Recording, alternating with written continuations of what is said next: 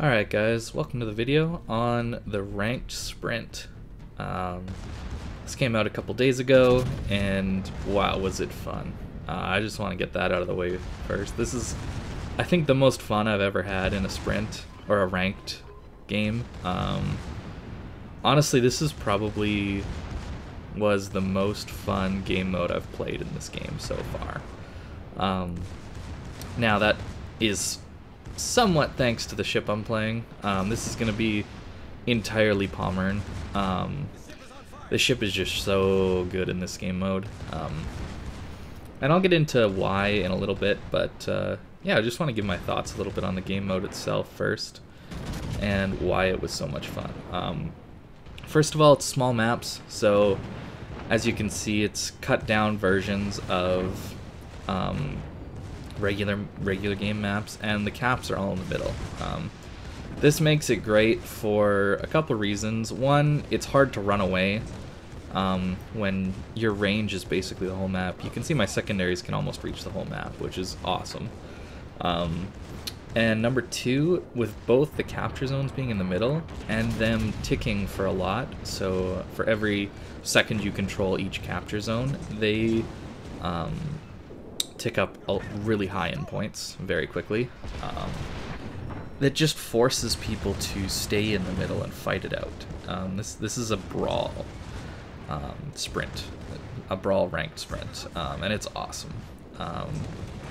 Yeah, I think the other reason it was so much fun is sometimes your teammates weren't the best and you were forced to carry in these 1v3, 2v3 scenarios here. Like this game, for example, was just the two of us basically versus the 3 ships of the enemy team. Eventually our Iowa does wake up, but it's so fun because at close ranges you just feel like the way you angle, the way you play, the way you position your ship matters so much more than just being able to shoot from long range and kill the ships that as they push in. The other nice thing about this game mode is they made it so most of the maps are designed with islands around the capture zones, which allow you to push in without necessarily being spotted.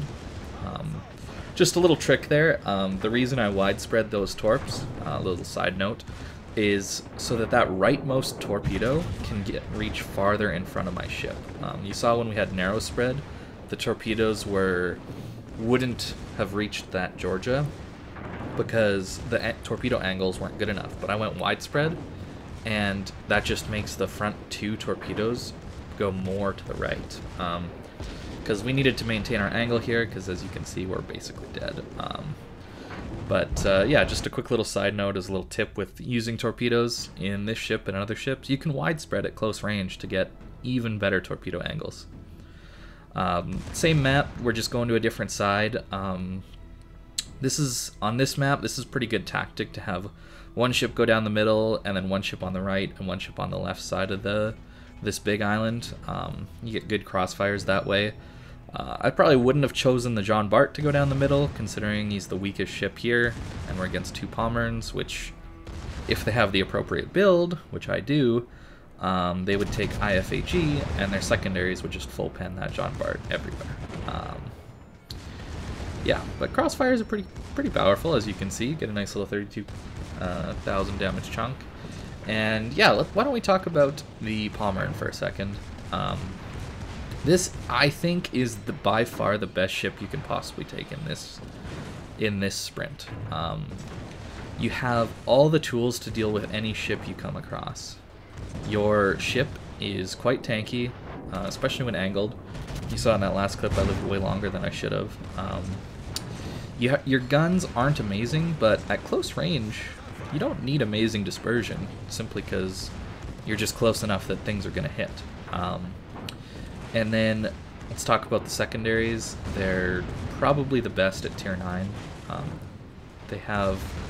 This ship has the most secondaries that pen 32 millimeters if you take IFHE, which I have, and that's so strong against the majority of the battleships you're going to face, like Georgia, Iowa, Missouri, John Bart, Alsace, Lion, all these ships have 32mm bows or just 32mm plating everywhere, and these secondaries just tear them apart. Against Pommerns, Friedrich de Grobes, Sovietsky Soyuz, they're not going to be as useful, simply because their armor is stronger on those ships, but they're still pretty good. They set some fires, and at longer ranges you can see hit the superstructure more. I am running a full secondary build with BFT instead of Superintendent because there's no way you're going to get through even 4 heals, I don't think. I think maybe one game I got through 4 heals, but to get to your 5th heal is so unlikely that you may as well take the reload on your secondary guns with basic firing training. The other thing to note is that I'm running Lucians on this captain, and well, once you get that 100 secondary hits, you get that 15% reload buff again, so the secondaries are pretty much constantly firing. There's just no downtime at all, and I love it. And then the last couple great things about this ship, like I went over in the review, you have hydro and torpedoes, which is pretty rare for a battleship to get. The hydro helps you to deal with destroyers. You're still not amazing against destroyers, but oftentimes you can catch them out when they're pushing into the cap if you just support your team and your destroyers. Didn't really have many issues. There was only one game where destroyers really killed me, and that was my only loss. So my win rate was somewhere in the 95% range, 94% maybe, somewhere in there, because I only lost one game through this sprint, and that was down to destroyers. But cruisers can't really do much to you because they're forced to push in and be close range, and cruisers kill you through fire damage and high explosive damage, and they just don't have enough time to do that dot damage and high explosive damage before you're just on top of them with your secondaries and everything. So yeah, cruisers I never really had any trouble with. The only thing was maybe the Alaska, since you can't citadel that ship at all, and it can bounce all your main gun shells due to having 27 or 28mm of armor. But still, your secondaries tear it apart, so you're pretty fine. Close game here, which is nice, and that's the other nice thing. There weren't really many blowouts. There were a couple, but there was so many just close, fun, brawling games. Here I know whoever hits Torps first wins, so that's why I launched my Torps first, and forced him to turn back into me. So we didn't quite end up getting him there with those torpedoes, but our main guns reload, and that's the game. So nice little win there. As you can see, we're doing some pretty insane damage for 3 versus 3. 150, 180k damage games. Not all of them were like that. I think I ended with an average of around 110 or 120,000 damage, but for 3 versus 3, that's pretty solid, I think. As you can see, all you got to do really is just support your destroyer when he gets into that destroyer versus destroyer fight, and they should win it, and even if they don't, you should be able to trade them out pretty easily, so that's nice. Yeah, so the reason I bring up main guns, secondaries, and torpedoes is the way to win in these ranked sprint games is to be able to deal with multiple threats at once. And that's why this ship is better than Georgia, it's better than the Freddy, it's better than Musashi, like in this game. It's just the best battleship you can possibly take, because you have 3 ways of dealing with enemy ships. And they're all really strong. And in fact, most games, I did more damage with my secondaries than I did with my main guns. I didn't land too many torps, but the torpedoes are there more to prevent people from just YOLOing into you and ramming you. That's a pretty common tactic, I find, when you get into a close-range brawl. Since people don't really know how to do it that well, they just decide, okay, I'll ram, I'll 1-for-1 trade this for sure, and it'll be fine. I don't really like that Wargaming gives you that easy way out of a brawl by just ramming. But this ship having torpedoes really deters people from doing that. They kind of want to turn away from you and get away from your torpedoes like that Georgia did in this game here. And that's really, really strong, that people just can't ram you for free. Here, you know, we could have killed this Musashi, but again, it's a Pommern, so our dispersion's not amazing. We still do 40k, but not nearly as much as I was hoping for there. But secondaries, torpedoes, all that threat. We have a ton of health, and that's a theme through this, I think, is just how much health they have to go through to kill you.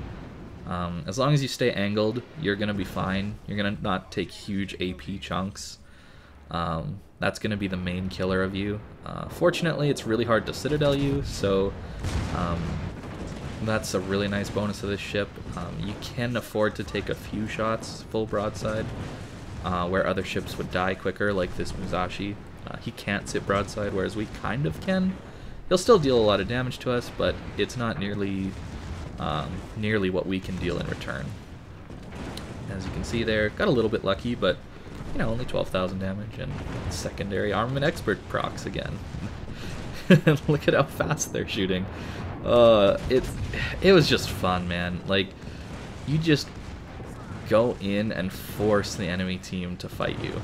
I love this mode, man. If this was in the game, if this was a permanent game mode, this is all I would play. I wouldn't ever play random battles, clan battles ever again. Like, I would just play this, just because it was so much fun. As you can see, we get away with one again. The island helps us a little bit. But again, like 142,000 damage games. It's pretty hilarious that that we get up that high in damage in such a short amount of time. Yeah, I was seeing some people bring some weird ship choices. Like John Bart, I don't understand why you would bring that ship. It's got small guns that don't overmatch anything, really. It's got 32 millimeters of armor, which, as you're going to see here, how much damage we do. I don't think I really shoot this guy with my main guns at all. I just launch torps at him and put my secondaries on him, because there's no point in shooting my main guns at him when my secondaries just all full pen him. Yeah, it was weird to me to see what people bring. There was a few Missouris and Iowas, and I don't know why you're bringing those battleships to a Brawl. The Freddy, I understand completely. It just doesn't have the torpedoes. That's all it's really missing in comparison to the Pommern. And the torpedoes do make a big difference, I think. As you can see, we already have 100 secondary hits, and we just started fighting, and 50,000 damage as well. I am backing off here because I don't really want to be in a crossfire between a Georgia and a Freddy, so I'm just kind of trying to back away in time to not have to deal with that Georgia coming in, although he does stop as well. So, as you can see, again, it's the whole concept of putting one ship on one side of the map, one ship in the middle, one ship on the far other side of the map. And that's what both of us here did. And it's kind of a game of who can trade the best. As you can see, we're trading pretty well here. Our Freddy's about to go down, but so is theirs, and their John Bart is way lower on HP than we are. So it's a pretty solid trade here. It's just fun. I just can't get over how much fun this game mode is, and how good of a job they did in designing it. And I wish that they could do more of this in the game. I wish it was more of this just close-up, in-your-face fighting, instead of just the sit at range and just snipe at each other. To me, this is what this game should be. Close range. It's all about positioning, angling, using your ship to its fullest potential. It's great. It's great. And yeah, I'm pretty hard on Wargaming, I think, and their game balance and game design, but credit where credit's due. They did a great job with this one. A really, really good job with this game mode. As you can see, another 130k, 150k game. It's great. I guess I should talk a little bit about Georgia. A lot of people in my stream were wondering why I wasn't running Georgia, and this is the reason right here. Our secondaries are just tearing his bow apart. And when we get around on his side, you know, I don't have my torpedoes up, but he doesn't have turtleback and we do. So our armor is just that much better. And we can just kind of walk around him like that.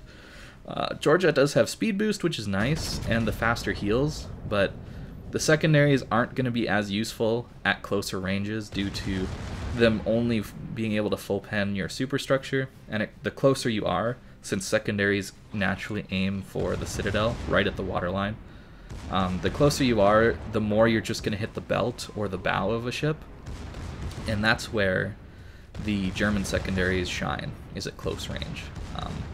The American battleships do shine at longer ranges, like maybe in that 8 to 11 kilometer range. Not that these are bad, but yeah, the American secondaries are a little better at those ranges just due to their accuracy. But the ranges were just too close to really use Georgia in my mind. That ship does not have the best armor.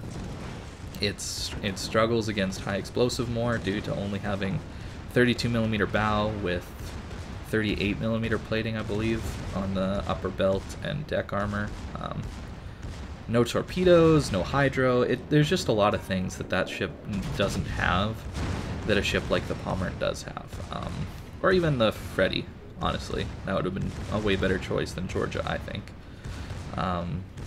As you can see, we're not doing much to this Alaska when he's bow onto us, but we just put our secondaries on him and we just kind of don't care. There's our Lucians activated again, and yeah, we just kind of tear him up.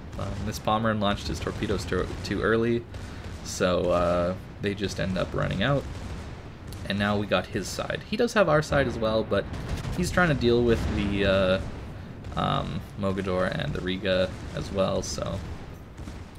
And our Hydro is just spotting them all for our team. So that's the other strength of this ship. You can push up into these islands and just spot the whole enemy team just with that Hydro that goes 6 kilometers.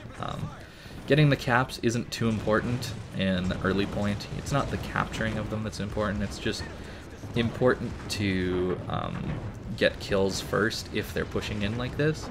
The caps are really there in this game mode to ensure that people can't just run to the corner of the map and win. There you see we Citadel to Pommern, which is entirely possible to do through its cheek.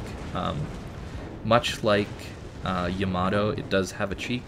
It's nowhere near as pronounced as what Yamato's is. The way the turtleback works, that angled bit of armor behind your main belt armor that just is supposed to bounce shells up, there's a little triangle of exposed citadel at around 30 degrees, 30 to 35 degrees, that you can actually hit. And that's hard to hit sometimes, but when you do hit it, you do some pretty massive damage. And as you can see in that last one, how useful torpedoes are on both sides of your ship, even though they do kind of tend to break quickly. Sometimes you can get them off in a game. This game, I'm kind of just pushing in here, trying to help my my Buffalo, which I don't know why you'd bring a Buffalo, but I'm trying to keep him safe here from their ships just pushing in. So my positioning is very deliberate here. You see I'm using this middle island to keep that Pommern from being able to engage me, and I'm trying to engage his ships on the flank. The main threat right now is the Alaska. As you can see, our Azumo is about to go behind the island and be entirely useless to our team. So this is a true 2v3 in this game. So we got to focus on what's important. We got the Pommern behind the island, so that's fine. We don't got to deal with him. Iowa's too far back. This Alaska's the big threat. So as long as our Buffalo stays angled and just kind of shoots HE at the Alaska, we should be fine. We kind of count as 2 ships almost with our secondaries at this close range and our main guns. That's just how many hits we're going to get that do full damage. As you can see, you're not going to be dealing too much damage to an Alaska, and he deals quite a bit back to you. 10 to 15,000 damage is what he'll do to my broadside here, but I'm kind of calculating the risk as it's better for me to keep that Pommern from joining the fight on me than it is to angle to this Alaska properly. So despite him dealing some pretty massive damage and getting us relatively low by the time we actually kill him. It's definitely better than letting that Pommern just shoot at us if we were to, say, try and move forward and get behind this island a little more from the Alaska. Again, Lucian's active. It's this build is guaranteed to get insane secondary DPM. There's almost no downtime between them. The other thing I'm doing here is I'm moving forward as the Pommern is moving forward, so that allows me to have the advantage in the fight. Whoever is poking around the island with their nose is at the disadvantage. So as you can see, the Pommern's poking with his nose, and he can only see my stern. So I get the torpedo angle and he doesn't. Also the gun angle I would end up getting if I had waited. But in my mind I'm thinking, okay, that Pommern's going to deal with that Izumo now and the Buffalo, so it's time for me to take out this Iowa. And just look at how quickly this guy dies. It's kind of hilarious how much damage we're able to do in such a short time, just because of the secondaries penning his bow. You see he can't turn broadside because we'll Citadel him with our main guns. If he goes bow in like this, our secondaries just chip away at him so quickly because they just all hit his bow in full pen. And then if he tries to come and ram us like he's trying to do, we can just turn out and use our torpedoes to kill him. Yeah, just look at that health bar tick away. You know, Georgia can't do that. That's like, the secondaries on Georgia aren't that good. As you can see, we're waiting until we make sure we land all 4 of those torpedoes, and we kill him. I should have been paying more attention to their Pommern and his torpedoes. So we end up dying there, but that's fine. I think we did enough damage to help our team win there. Here, I had a really actually insane team. This is, if you had to bring one of each ship type, I would bring this exact comp. This is my ideal comp for this ranked sprint. Having a Pommern to push in, hydro, tank, deal massive secondary damage like I have been. The Alaska is incredibly difficult to kill like we saw, and it has amazing guns and AP and radar, so that's why I'd bring the Alaska. It's pretty much the best cruiser you could possibly bring. And then the Black is an excellent DD for smoking up the Alaska, let's say, if he needs to turn out or do anything like that, or smoke us in, like to do a smoke tunnel in. Let's get that American smoke. And it also has a radar to deal with ships hiding behind islands, enemy destroyers hiding in smoke, like you saw there. That Fletcher just died straight up. The torps aren't great on the Black, but you don't really need them. Honestly, the DD's there more as utility if you were doing a one of each kind of comp. Obviously, if you could bring any ships you'd want, you'd bring 3 Pommerns and just push the enemy team and they'd all die. But yeah, this is kind of my ideal team as far as one of each ship type. As you can see, this Izumo is thinking about turning away because obviously he knows I have torpedoes and he doesn't want to get in a close range fight where he guarantees that my torpedoes are going to kill him. In doing that, he just kind of sails broadside to our team and my torpedoes, and he dies. So I'm not sure why you'd bring a Izumo either. Slow firing guns that don't really overmatch that much. I don't know why you'd bring that. This Donskoy tries to, I think he tried to get his torpedoes off, but realized he had to angle. So I'm not going to shoot my torpedoes until he's committed to a turn either left or right, and we guarantee some hits. But as you can see, with an Alaska on his broadside, he dies pretty quickly. Yeah, this is just fun. This was just a fun game. Here we have a Lion.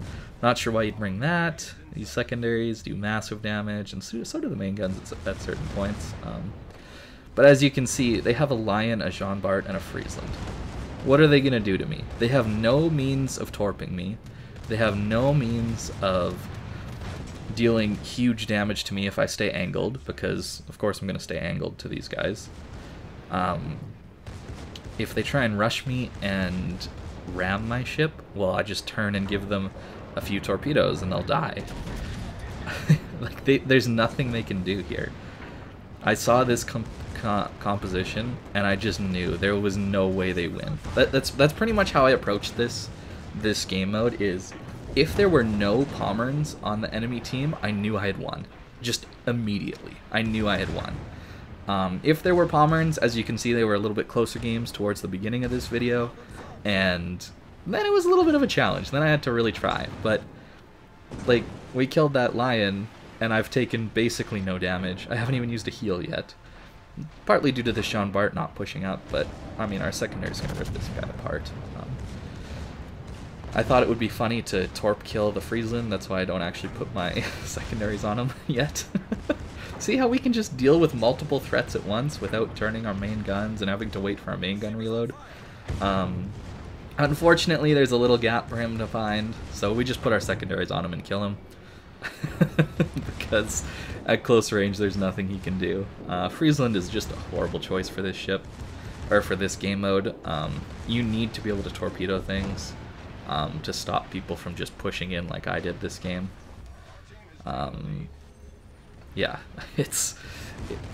people are picking weird ships. I can't understand it. I just can't understand it. Like a Jean Bart, like that ship. Like, if you're just gonna shoot HE at me, you're just gonna lose.